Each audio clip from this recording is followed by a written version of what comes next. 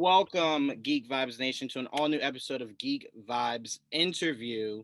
I am with the supremely talented CJ Perry. How you doing today? Good. Thank you for having me. Absolutely. I want to start off with a lot of people know you for wrestling, but what a lot of people don't know is the very amazing acting side of you. You were in a movie this year that comes out this year, Cosmic Sin. That was a really, really, really big cast that they had for that movie. How much fun was it being a part of that? Oh my God, it was so much fun to be able to be in a movie with Bruce Willis and Frank Grillo was wow. Couldn't believe it. I mean, it's crazy when you watch these people from a little kid, especially like Bruce Willis, so many movies, literally an action star. So to be able to be in a sci-fi movie with him, which I'm such a sci-fi nerd. So it was definitely like my little girl inside me's dream come true. So and my mom is a huge sci-fi nerd, so it was pretty cool for her to have me. Sci-fi is such a great world. What can you tell us about your character from Cosmic Sin? I am a sniper. My name is Soul in the movie, and actually the role was written for a man originally, and so it was really cool when they decided to change the gender and let me play the role. She's the baddest sniper in the galaxy. She can shoot anything and anyone like that, a plane, a ship, a spaceship, a fly, and she's a little bit maybe a little ruthless, but it's because she's a warrior. And as a warrior, there has to be that edge to you. And she's seen a lot of things, but she's extremely loyal to her people and will do anything for them. Absolutely. I love that though. That is something that needs to become more mainstream where roles are just written for women. It doesn't have to be originally men that you translate into Yeah. into that. But to me, like I said before, this cast, you have the Luke Wilsons, your Frank Grillos, your Bruce Willis. Like, what was so to prepare for this? Was this something you had to take a lot of like sniper classes or things like that? Like, how was the preparation for this role? Oh my God. The honestly, the preparation was insane because I got the script probably like 10 days before we started shooting. And yes. And so I got the script, I auditioned, and they told me, we want you to do that. I auditioned for something else, and they wanted me to do another role and Soul. And they're like, yeah, we're shooting in 10 days. Like we're starting in 10 days in Atlanta. And I was supposed to go to Canada and Saudi Arabia with WWE. And so I went straight from there to Atlanta to start shooting. And so it was really insane. We were supposed to shoot a little bit longer and have a little bit more preparation, but then the whole news of the pandemic happening started. So it was like in fast drive to try to wrap the movie before everything got shut down. And actually, our last day of shooting was the day before everything got shut down. So we barely finished it, which was a miracle. But because of that, it was like we didn't have time to actually have classes of how to hold a gun. We had to learn on the stunt coordinator was on film set, and he was teaching us before we went out there and did it. So of course I would have liked to have a lot more preparation because I actually enjoy the process. Like I enjoy learning. I enjoy, just the process of learning. And so, but that's the great thing about WWE is because they prepare us for those moments. They prepare us for one take only. They prepare us to be like, okay, you have 5 minutes to do this, learn it, do it, perform it. Okay.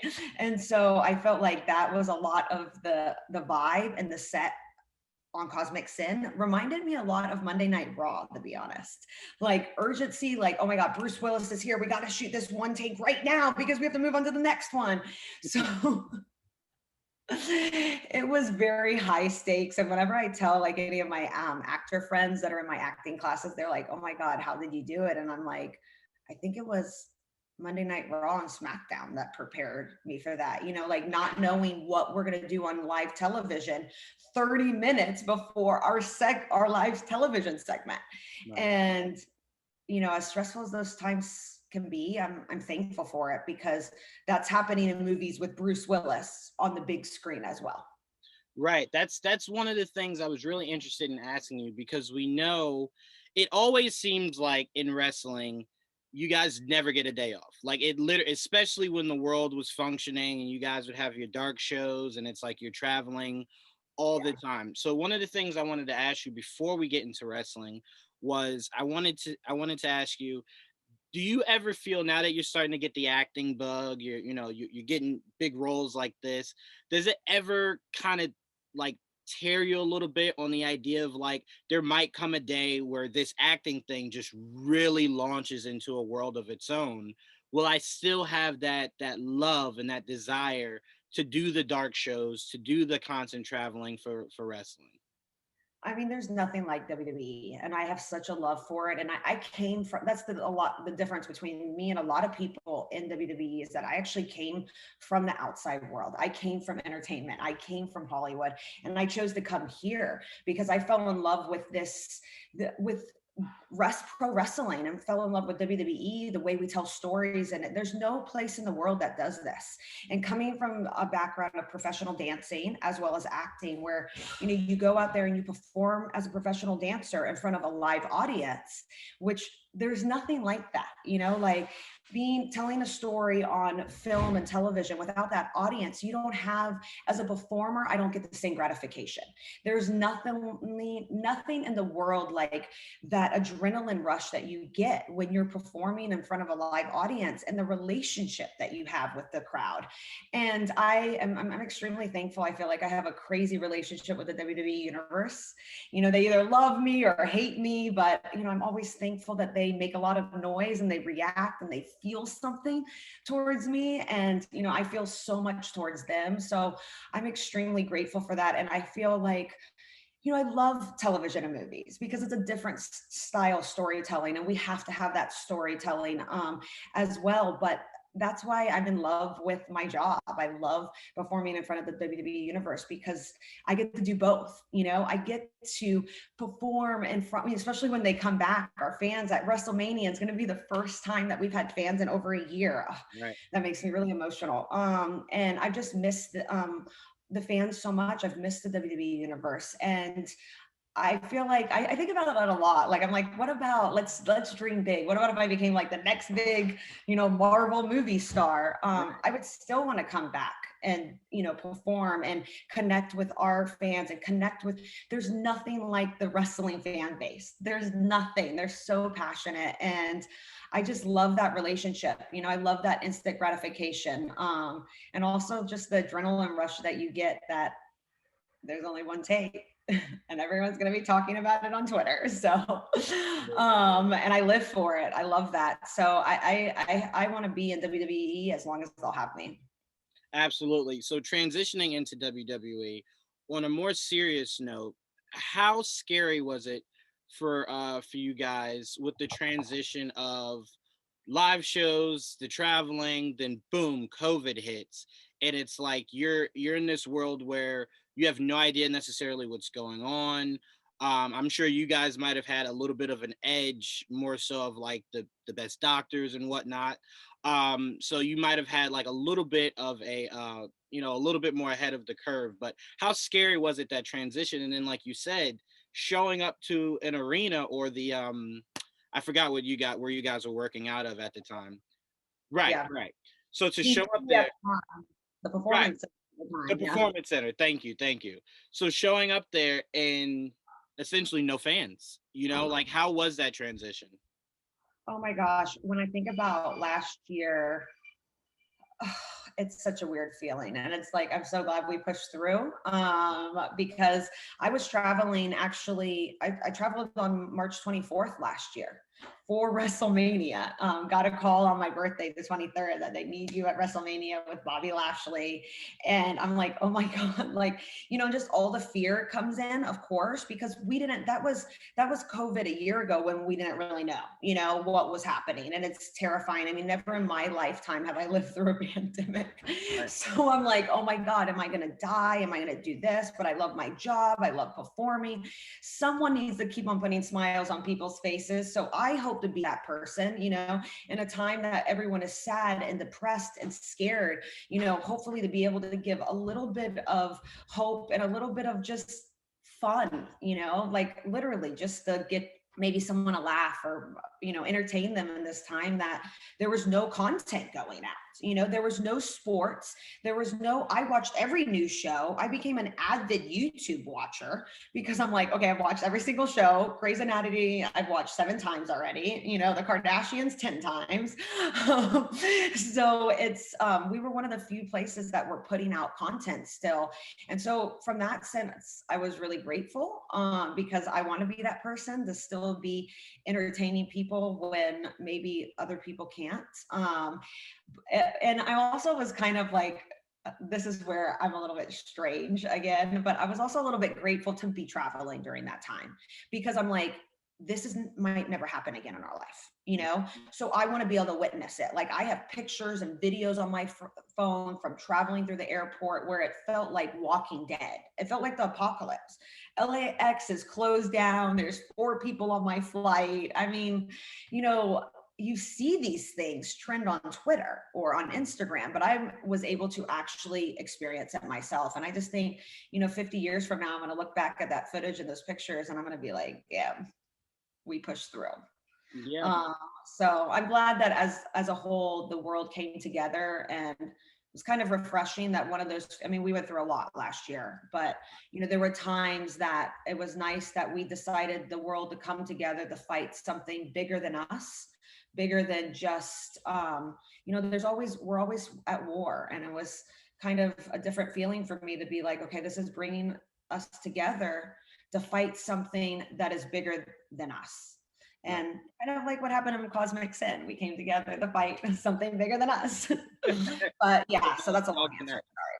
No, no, no. I appreciate that answer, because to me, I would imagine it's like you're in locker rooms with a whole bunch of people. So it's the idea of when that first breaks of like, you're not supposed to be within like a certain amount of feet. And it's like, well, it's a locker room. I can't, I can't tell people, hey, wait out there till I'm done. And then when I come out, you know what I'm saying? So it's like, I imagine it had to be terrifying.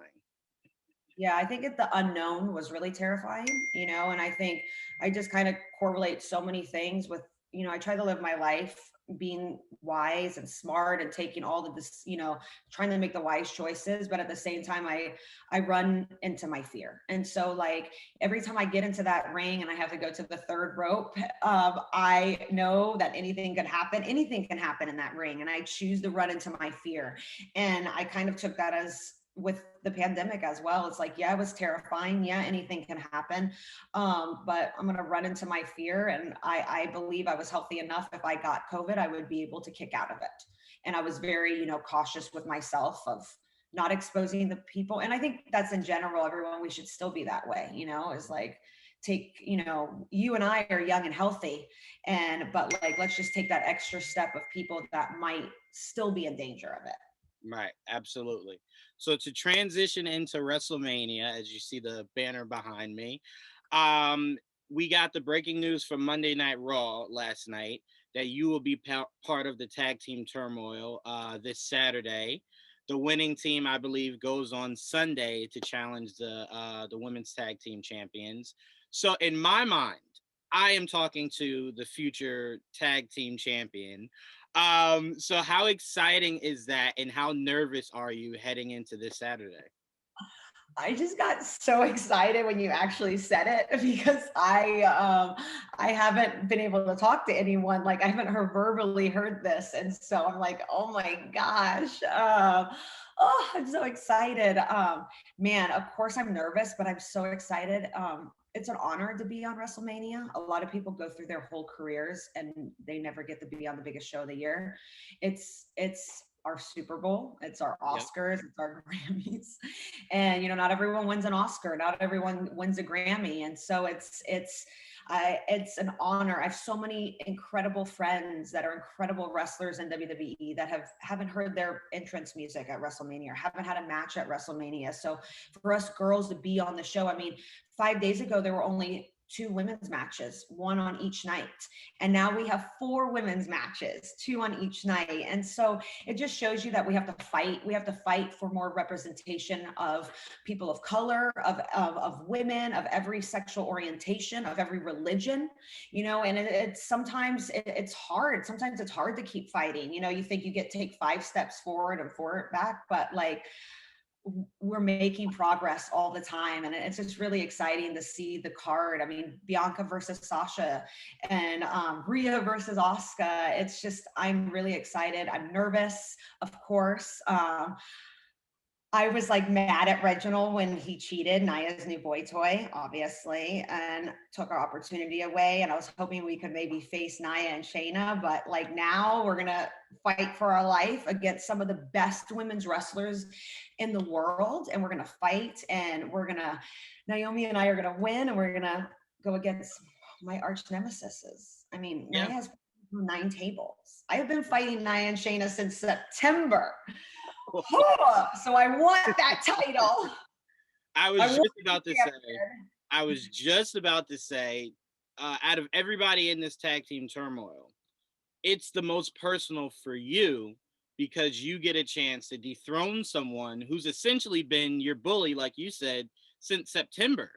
So this is very big. But the point you were making about like to see where the women's division is now is something. I have 2 sisters, so it's really awesome to see where it was when I grew up in the late 90s, early 2000s, to where you can look at it and go, women's division definitely has the men's division beat. Like, you know, it's they have some of the best matches. So I mean, you know, to go a little bit into what we were just saying, this is a chance to knock off, you know, Nia Jax and Shayna Baszler. So is that just like icing on the cake of when you win this tag team turmoil and then you go on to face them Sunday, beating them specifically? Is that the icing on the cake for you? Oh, absolutely, for sure. I think that, of course, like we talked about, a WrestleMania match is huge and amazing. But I think for specifically every person who has fought Nia and Shayna, they know how ruthless they are. Every single, I can guarantee you, every single woman in that locker room who has stepped in that ring with Nia, they know what a risk it is. I mean, we can remember what happened with Becky and Kyrie and so many other people. Anything can happen with that woman. She is strong. She is a beast. She fought in the men's Royal Rumble. She beat up Randy Orton and Rey Mysterio. I mean, that's literally insane to me. You know, the power of this woman took out R-Truth, you know? And like, I just want to take it a little bit further. Like, Nia actually took me out in 2019 at the Royal Rumble, and like amazingly Becky was able to take my spot at main event. But like, she's been constantly like targeting me, well, probably because I like the color pink, I don't know, but you know, constantly targeting me. You know, she's taken out so many of my opportunities. Nia and Shayna took me out of my opportunity for the title shot with Asuka. Then she brought you know, literally they injured me off, and so like it's very personal to me. I mean, my back is still hurting from the 9 tables, you know, like just because I still got up, just because I still showed up to work, just because I still decided that yes, I'm going to fight my giant, my bully, the thing that scares me the most, and take as many power bombs as I need to. That stuff is terrifying, and I still chose to do it. And I think every single person knows that, every single person. So yeah, it will be the icing on the cake when I do dethrone them, my arch nemesis, my Goliath. So Absolutely. gosh, you know, I mean, I think that's why I love this country, you know, and growing up in Russia, I would always, a lot of times they're just like, oh, it is what it is, sorry, you know. But here it's like, no, keep on working hard, keep on training, you can make anything happen. And that's what my dream is, to become champion at WrestleMania. Absolutely. And I feel as though speaking it into existence is always step one. So that's why I started off by saying, when you win Saturday, then when you win Sunday, that Monday Night Raw will be awesome. Seeing you introduce as new tag team champions, you and Naomi. So I got 2 more questions for you before I let you go. The first one is, outside of the business that you have to get done Saturday, what is that one match between Saturday and Sunday that you are looking forward to the most? Obviously, not being your own. I'm really excited about Sasha Bianca. I think, Sasha has set out, I remember her so well and have seen her grown so much over the years. And I remember she always wanted to be the best of all time, the greatest of all time. And, at one point I'm like, yes, she's definitely one of the best women, one of the greatest women. But now I would say, I think she's earning her really to be called one of the greatest of all time, one of the best of all time. And I think because she always, every time I see her, she gives some of the best matches to everyone, and a lot of the greats of the WWE women, they have great matches with certain people, and yeah, if you have two great in-ring competitors, of course you can have a great match. It's just like two great actors. Of course you can have a great match. But if you take a in-ring competitor that's not as experienced, not as good, and then you throw in, you can still give them a great match. That says so much about that person. And I think that, Sasha as a whole has given some of the best people their best matches. And so I'm really excited to see this. I'm really excited. I know a lot is on Bianca's shoulders. She claims to be the best. She claims to be the greatest and the fastest and, the strongest. So I'm interested. Will she really be that? Because I know that she's strong, but guess what? Just because you can lift a whole much and just because you can run really fast does not make you the best in-ring competitor, because it involves a lot of other things. It involves experience and involves this being, and at the end of the day, Sasha's very smart, very, very, very smart, and she has the experience. So I'm very interested in I think Sasha's still going to remain the boss and champion. But I'm super excited about that. As well as Rhea and Asuka. I'm super stoked about. I mean, Asuka's one of my favorite in-ring competitors in the world. Like, she is amazing. She is so phenomenal. She's actually my husband's Miro's actual favorite. He's always like, Asuka's I'm like, what about me? What about me? Like, Asuka. Like, so, and that says a lot, I think. So yeah, definitely. And of course, Bobby and Drew are going to be great as well. Believe that they're the main event on Saturday. Absolutely. And to what you said, I don't think you can do a wrestling Mount Rushmore without Sasha Banks being one of the faces on that Mount Rushmore. She just advanced the women's division tenfold. I mean, she was in a Hell in a Cell match. That's just something 15, 20 years ago would just be unheard of. Like, it would have never happened. Two Hell in a Cell matches, I believe. Right. 2 or 3, actually. Yeah, I think it was one with Bailey and then one with Charlotte that I know. Yeah, and Becky. She was one with Becky as well. Yep. So she,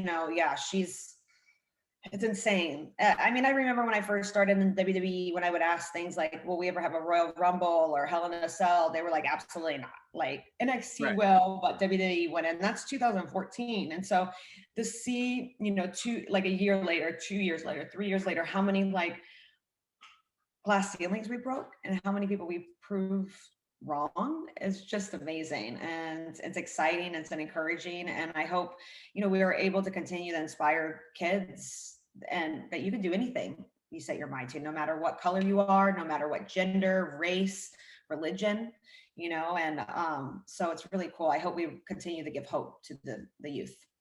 Absolutely. And last question, we are a geek podcast, so my fan base would kill me if I did not throw in a geek question. I saw your Spider-Man cup. So can I assume you are Team Marvel? And if so, is there any character that you are a fan of that we have not seen in the MCU yet that you would be interested in playing? Well, I mean, one of my favorite characters of all time is actually, and we have seen it a little bit on Netflix, but hoping it will be brought back, is Punisher. God, I think I just identify so much with it. And like, my mom actually loves Daredevil, was like her favorite. And she's just so she's such a good person. She always does the right thing. And I'm like, how can you identify with him? Like, he's blind and his dad was killed and he doesn't even want to torture the people, and because she's just such a Christian and spiritual and always do the right thing. God will have your back. And I identify more with Punisher. Like, you screwed my family. family, you killed my family, I'm gonna kill you. And so I think I always identify to superheroes that are not perfect, superheroes that are not squeaky clean, because I've made so many mistakes in my own life, and I think as humans, we are flawed. There's no perfect person. And so I personally always identify with superheroes that are more flawed and just human. And so I loved, I absolutely, that was my favorite show. The Punisher on Netflix, the first season, I can't even start to tell you how obsessed I was with it.